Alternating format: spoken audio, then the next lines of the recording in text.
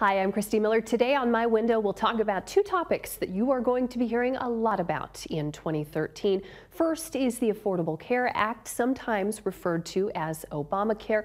Tim Casey from the Bend Chamber of Commerce and Patrick O'Keefe from Cascade Insurance Center will talk about this and what it could mean to Central Oregonians. Plus, we'll talk about the fiscal cliff and what this means to us here with Bill Valentine. That's today on My Window.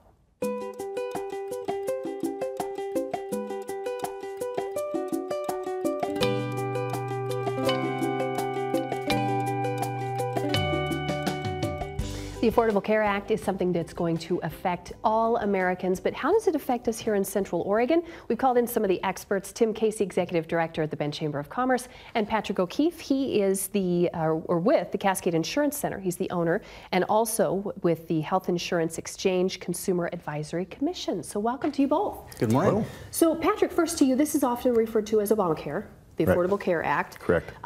What is this? This was stood up to Supreme Court. They decided not to overturn it. So what does this mean for us? It means that the provisions that have already come into play over the past few years will continue. Those won't be repealed. And the biggest changes will be coming up in 2014. There's a few things that will be happening in 2013, but the next major set of changes will be in 2014 that will impact most people under health insurance in one way or another. So before we talk about that year, you said there are a few changes, though, that are coming up this year. What can we expect? You know, primarily they have to do with how certain payments are going to be made. One of the biggest things that consumers might feel is the reduction in their possibility for their FSA, flexible spending account, deductions from their paycheck. There used to be no limits on that, and there is going to be a limit beginning in 2013 of $2,500 is the most anybody will be able to deduct from that. So that'll affect some people, but not too many people. I don't know too many people that take out more than that. You'd be surprised if people know something's coming up. There are people do $5,000, $6,000, $7,000 if there is something that's anticipated that they know is surgery. Like a surgery. Yeah. Okay. And there's a lot of $5,000 deductible plans out there now too. So yeah, so there will be a segment of the population that'll feel that. So Tim, I want to talk to you about how this is going to affect businesses, because we've heard a lot about this, and I want to know, businesses specifically in Central Oregon. How does this affect the business sector? Sure. Well, it really depends on what size business you have. If you're a sole proprietor, just by yourself, you're going to be measured as an individual, just like anybody else who's out there. If you're a company 25 employees and under, then you're going to qualify for a tax credit. And it really depends on which news source that you read. I mean, if you read the Huffington Post or the Fox News, different versions. But as I've been researching this, it's anywhere between 35 to 50% you'll get a tax credit for. But as I was talking to Patrick, it could be much less. If you're a company between 25 and 50, you're not going to be penalized, but you're also not going to get any tax breaks. And then companies 50 employees or over, you'll have a penalty. And there again, the penalty ranges anywhere between $750 annually per employee or up to $2,000 per employee. So when you say penalty, that doesn't sound very good to me. It sounds like that larger businesses are being, I don't want to say punished, but... Sure, it's the stick. I mean, the federal government has leverage to encourage businesses. Well, right now, companies of 50 employees and over most likely have some form of health care coverage. I mean, it's probably pretty rare that you find a company of that size that isn't covering their employees. It's the smaller companies that I think we need to stay focused on. I think there's some unintended consequences. One will be, will healthcare costs go up? I mean, there's going to be no pre-existing conditions allowed. There's going to be no underwriting, as I understand it. So with the folks who possibly are sicker or more ill than the majority, will that increase the costs of healthcare? There's going to be government oversight, where the government's going to have to do some managing. That's going to have to be paid for. And so will that raise the cost for the small business owner? So the under 50 businesses, which make up the majority of Central Oregon, will their insurance costs go up? And if so, how are they going to adjust to that? Well, will they have to pass that cost on to either their employees or their clients, consumers? Sure. Yeah. I mean, the unintended consequences where, if you have, if your cost for your insurance goes up, does that mean that you're going to no longer cover dependents, your spouse? Will they cut, your vision and your dental to comply with what the feds are going to mandate? Right. So they are only required, Patrick, to cover the employee. Otherwise, they get that penalty. Yes, as Tim said, though, over 50 employees. Under 50 employees, there still would be no requirement to offer health insurance at all. Okay. And but when they do offer it, they have the option of just the employee or covering the dependents also. So those of us who have, kind of the full meal deal, that could be in jeopardy if our employer decides to change that. Absolutely. Did you want to comment on anything that Tim saw? I saw you shaking your head over there. No, I think he's right on target. I think that we're going to, that's the concern right now is with a lot of the provisions I never used to call it Obamacare until I watched the Democratic National Convention and discovered that he kind of likes the term. So, but the ACA, it's a double-edged sword. There's good things in it. The things that we already have, the kids being able to stay on their parents' plan, the no pre-existing conditions or denials for children, no cost sharing for preventive services. These are good things, but they cost money.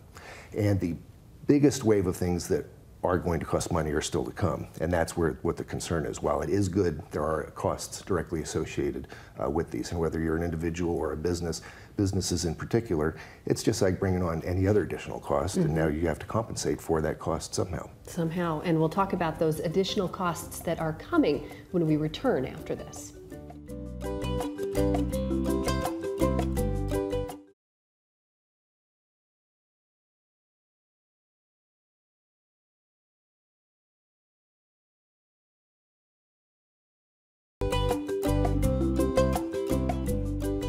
Welcome back. Tim Casey and Patrick O'Keefe are with me. We're talking about the Affordable Care Act, also sometimes referred to as Obamacare or the ACA. And Patrick, you referred to things that were coming up in 2014.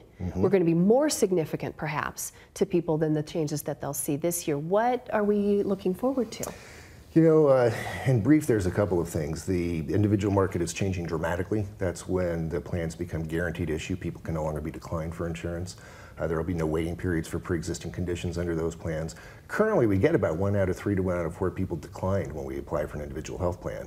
And then they can go to the Oregon Medical Insurance Pool, which is Oregon's high-risk pool, and obtain insurance there. And it's a guaranteed issue, runs a little bit more expensive. But that will actually go away. There won't be any need for it, so everybody will be able to get insurance.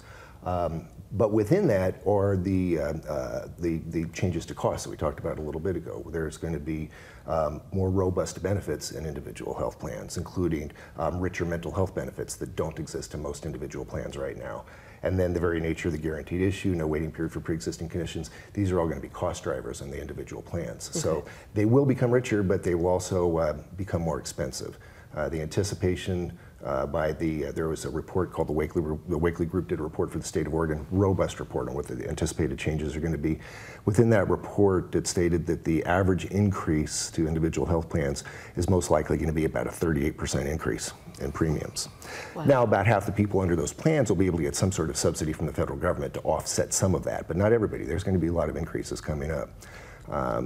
For employers, the Oregon Health Insurance Exchange, now called Cover Oregon, they're just rebranding themselves, will be available as an option. Individuals will, if they're going to get a subsidy, have to use the exchange. That's where the conduit between the IRS and the state will be. But for groups, it's going to offer up some more possibilities in terms of how they purchase their insurance. They're not going to have to change, but small businesses will be able to purchase insurance through the exchange. It'll be a different way of comparing plans, a different way of purchasing. Or they can still continue to do things the way they do it right now. But I think the biggest thing, along with some costs that we're looking at, is the methods that people use and what's available to them to how they purchase their insurance and what the plans look like that they're going to be purchasing. So how are they going to navigate all this? Employers? Employers? Anybody? Hopefully the exchange should be very intuitive, and it should be a very good tool to be able to use. That's why I'm excited about it. As an insurance agent, I'm hoping that it's going to be something that we can use, that a lot of people will be able to utilize and hopefully make the whole health insurance make a little bit more sense. most people don't use their health insurance very often, and because they don't understand it all that well. It's like me with my car insurance. If I got in an accident every week, I'd probably understand my car insurance pretty well. Fortunately, I don't. But the health insurance will be like that. But there's going to be assistance out there. There's going to be assistance through the state, through the insurance exchange. Obviously, agents and brokers are still going to be an integral part of this because people are still going to need guidance to work through the system.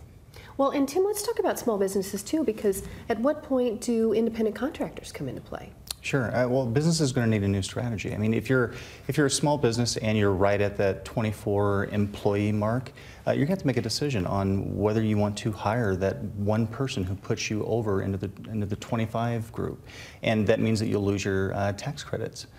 So there may be an opportunity for independent contractors to start. We'll see more of them in the workplace. I mean, and the same thing from 25 up to 49. And if you're at that 49 mark, there's a significant difference between the two groups. Will you hire that extra person? It's kind of a wait and see right now. Businesses, it is brand new to all of them, and we don't know what their strategy is going to be. Right, but that you bring up an important point because businesses need to be working on their strategies now, right? Absolutely. Well, yes and no. Okay. There's a lot of things still up in the air. The plans haven't been developed yet. We don't know what the rates are going to be. Right. I do know, though, as we get towards the middle of 2013, there's going to be a lot of information coming out about what's happening in 2014. The exchange is going to have an open enrollment period beginning in October for a January 1st effective date. So well before October, we will have everything. We'll be there to be able to touch and feel it and see what it looks like. But before that, we're preparing our clients to be ready, if we can't tell them exactly what those changes are going to be, but to know they're going to have to be looking at what their options are differently than they have in past years. Small businesses under 10 employees, we're talking to those business owners and we're saying, do you still need a group health plan? Maybe you do, or maybe you don't. We'll be doing a lot of math. And do you cancel the group health plan, bump up people's pay, let them go to the exchange, and purchase an individual health plan? Employers have looked at that option for a number of years, but in the past, once again, people can get declined for insurance, and they wind up with a plan maybe that isn't what they want to do. But so we'll be taking a more serious look at that this year and see what the strategy is for 2014. Yeah. I would imagine education is just going to be a huge component this year. Absolutely. Yeah, and as the year goes through, the Chamber is going to be putting together both some workshops and some forums to help educate the business community. And we'll, of course, have Patrick there. Yeah, well, absolutely. Well, thank you guys so much. It was nice to see you. Nice to be here. Happy New Year. Happy New Year. Thank you. Coming up, we'll talk about another big one for 2013, another very fluid topic, the fiscal cliff with Bill Valentine.